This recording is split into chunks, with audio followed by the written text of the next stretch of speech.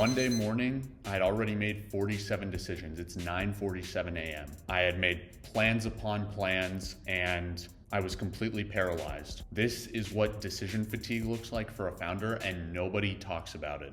So let's walk through that morning. At 7:30, I had woken up, checked Slack. Somebody had blocked a bug. Do I tell them to ship or wait for engineering? That was decision number one. A email says that a customer wants a feature. So do I say yes and scramble, or do I say no and risk losing them? That's decision two. My mentor asked if I should attend a conference next month. I don't know.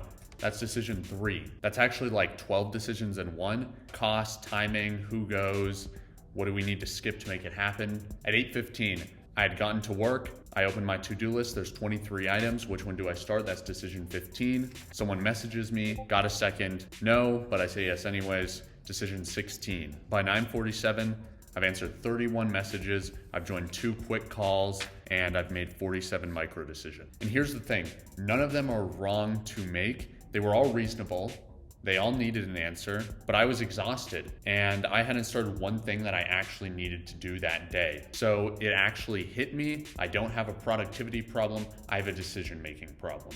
This is the lie we all believe as leaders. A good leader is decisive. A good leader has the answers. A good leader makes the hard calls. So we think the solution to decision fatigue is getting better at deciding faster. More energy, more coffee, more focus. But that's like saying the solution to drowning is to swim harder. The problem isn't that I was making bad decisions or I was bad at making decisions. The problem is that I was making decisions that shouldn't have been mine in the first place. Because every decision you make is a decision someone else could have made if you'd built a system. So I built what I like to call the decision budget. It's stupid simple, okay? It's 3 categories.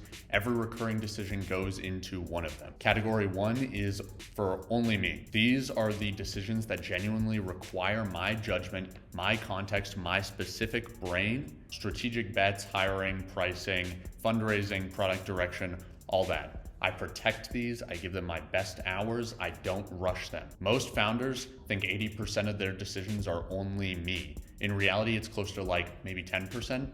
You need to be humble. Category 2 is to delegate with review. These are decisions that someone on my team or an AI can get to 80% of my quality. Customer support, blog post topics, meeting scheduling. I set the framework once, I review the outcomes periodically, but I don't make the call every single time. This was the hardest category for me because my brain screams at me, but I could do it better. Yeah, 5% better for 10 times the time.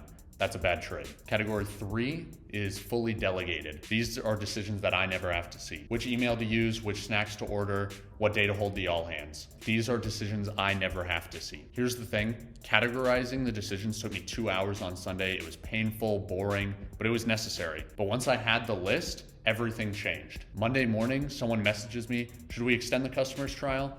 Old me would have spent 10 minutes weighing it, thinking about it. That's decision fatigue. New me, check the trial extension framework we built, you decide. That's not me being lazy. That's me protecting my decision budget for the things that actually need me. All right, so what's the result? What changed? In week 1, I tracked my decisions again. I went from 47 before lunch to about 12 the whole day. The 12 I was making, they were the ones that actually needed me. Strategic, hiring stakes, the stuff I was uniquely positioned to decide as the leader. Week 4, my stress had dropped, not because I was working less. I was working the same hours actually, but my brain wasn't fried by 10 a.m. By the second month, my team, my AIs, all of that had stepped up. Not because I had changed them, but because I gave them space to. The reminder person who used to ask me about every customer edge case, now they made the call and tell me the outcome.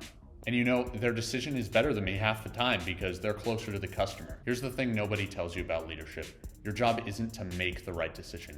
It's to make the right system where the right people can make the right decision. And most of the time that isn't you. When I stopped being the decider, I started being the leader. If you're a founder or manager who gets exhausted by 10 a.m. every day, I get it. You're not bad at your job, you're not weak. You're not overwhelmed because you lack discipline. You're drowning in decisions that shouldn't be yours. Here's what I'd try. Track your decisions for one day. Just write them down. Every time you make a call, note it down. At the end of the day, look at your list of tasks. how many of these actually needed me? I bet it's fewer than you think. And the ones that didn't, those are the ones you put in a system. Not because you're lazy, but because you're strategic. So here's the thing. I built the decision budget for myself, pen, paper, 2 hours on Sunday, and it worked. But I kept thinking, what if the same logic applied to all thinking? What if instead of spending hours deciding what to work on, what order to do it in, who owns what depends on what if that all was instant? That's what I'm building. It's called Procure At. You describe what you're trying to accomplish. It generates an execution plan, milestones, tasks, dependencies, ownership, timeline, everything. It knows everything about your company. It knows about your team. The decision about how to structure the work, the system makes it. You just execute it. It's not out yet, but if you want early access, check the link in the description. If this resonated, subscribe. I share frameworks like this every single week. And drop in the comments, how many decisions do you think you made today? I'm genuinely curious.